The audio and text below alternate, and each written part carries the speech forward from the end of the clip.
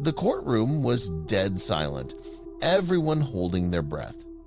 The judge's words cut through the air like a knife, leaving Angela trembling, her once defined demeanor shattered. Angela's face was streaked with tears, but there was no sympathy in the room. The jurors, the spectators, even the officers guarding the courtroom had all seen the evidence, pictures and videos that no one would ever forget. But how did it come to this? How did a mother become so monstrous that she would leave her own daughter to die alone in unimaginable pain? To understand that, we need to rewind and go back to where it all began, years before that fateful day. The story of Angela McNulty begins long before she became the woman standing in that courtroom. Born on October 5th, 1971, in Sacramento, California, Angela's early years were steeped in chaos. Raised in a household marred by violence, her father, Robert, was an abusive and controlling man. He ruled the family with fear, and Angela's mother, Patricia, was often on the receiving end of his violent rages. Angela learned early on that the world was a dark, unforgiving place. She watched as her mother tried to shield her and her siblings from Robert's anger, but there was little Patricia could do. Angela grew up with scars, both physical and emotional, that would shape her life in the years to come. By the time she turned 18, Angela was desperate to escape her tumultuous home life, but instead of finding peace, she fell into a series of toxic relationships that mirrored the violence she had grown up with. Her early adulthood was filled with drug use, petty crime, and abusive partners. It was a vicious cycle that Angela could not seem to break free from. In the early 1990s, Angela met Anthony Turner, a man who, like her, was struggling with addiction. They had a turbulent relationship, filled with fights and brief reconciliations. But amidst the chaos, Angela gave birth to 3 children. The youngest, Janette, was born in August of 1993. Janette was a quiet, sweet child who, despite her surroundings, found joy in the simplest things. But the home that Janette was born into was far from safe. Anthony's frequent run-ins with the law meant Angela was often left to care for the children alone. When Anthony was sent to prison for drug charges in 1995, social services intervened. Angela's children were taken away due to neglect, and Janette, barely 2 years old, was placed in foster care. For a moment, it seemed like Janette might finally have a chance at a normal life, but Angela was determined to get her children back. By 2001, despite numerous warnings from social workers, she regained custody of Janette. However, Janette's 2 older brothers chose to stay in foster care, unwilling to return to their mother's chaotic home. Hoping for a fresh start, Angela moved to Eugene, Oregon in 2005 with her new husband, Richard McNulty. Richard, a long-haul trucker, was supposed to be a stabilizing influence, but instead, he became complicit in Angela's abusive behavior. The family settled into a small home on Robin Avenue, and while to the outside world they appeared to be a typical family, inside those walls, it was a different story. Angela's cruelty, which had been somewhat restrained during her battles with social services, returned with a vengeance. Janette, who was already struggling to adjust to her new environment, became the primary target of her mother's rage. Unlike her younger siblings, who were given food and allowed to play, Janette was isolated, starved, and treated as a prisoner in her own home. Despite the torment she faced at home, Janette excelled in school. She was quiet and shy, but had a passion for reading and writing. Teachers noticed how eager she was to stay at school, where she could escape the horrors awaiting her at home.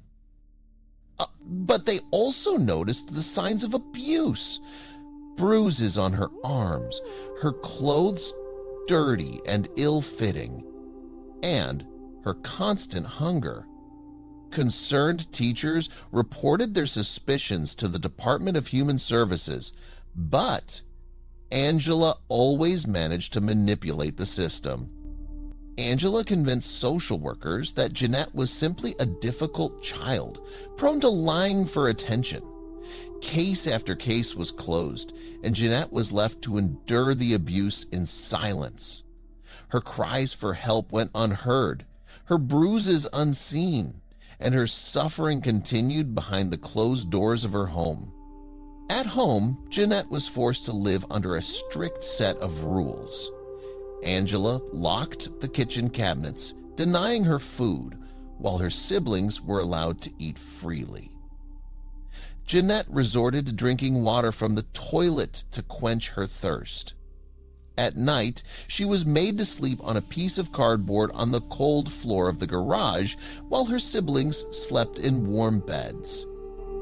As the years went by, Angela's punishments grew more severe. Richard, who had once claimed ignorance of the abuse, became an active participant. Janette's life became a series of torturous routines. Angela would force her to kneel on the hard floor for hours, sometimes with heavy objects balanced on her shoulders. If Janette flinched or cried, Angela would beat her with belts, wooden spoons, or whatever she could find. Angela's cruelty knew no bounds. She would burn Janette's hands with hot utensils, force her to eat hot chili peppers as punishment, and even rub dog feces in her face. The other children were forced to watch, paralyzed by fear, knowing that if they spoke up, they could become the next target. By late 2009, Janette's condition had deteriorated to the point where she could barely stand. Her bones protruded from her frail body, her skin was covered in sores, and she had lost nearly all hope. But Angela showed no mercy. She intensified her punishments, denying Janette food and water for days on end. On that cold December night, Janette suffered a severe blow to the head during one of Angela's violent outbursts. Janette was too weak to stand, her vision blurry, and her body shaking from exhaustion. Angela, realizing that Janette was slipping away, dragged her into the bathroom and dumped her in a cold bathtub, hoping it would shock her back to consciousness. But it was too late. Richard returned home that night to find Janette unresponsive. Panicking, Angela called her mother-in-law, Linda, in a desperate attempt to avoid calling the authorities. "What do I do?" she cried, her voice trembling. Linda urged them to call 911, but Angela hesitated, knowing that the truth would soon come to light. Finally, after several minutes of arguing, Richard made the call. When paramedics arrived, they were greeted with a scene straight out of a nightmare.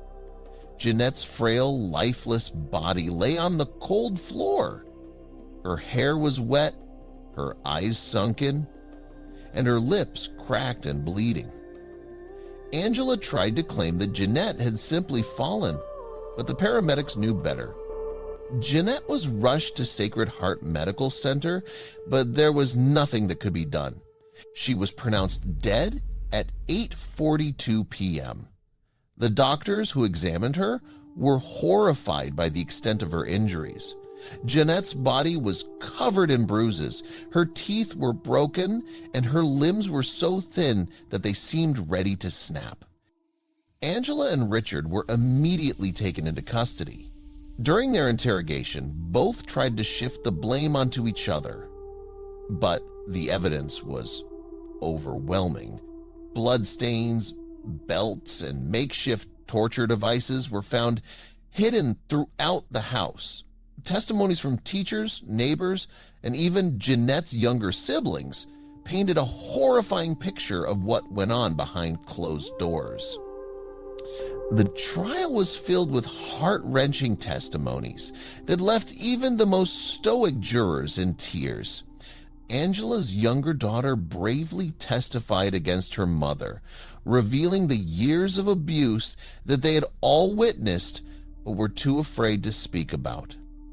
In the end, Angela McNulty was sentenced to life in prison without the possibility of parole.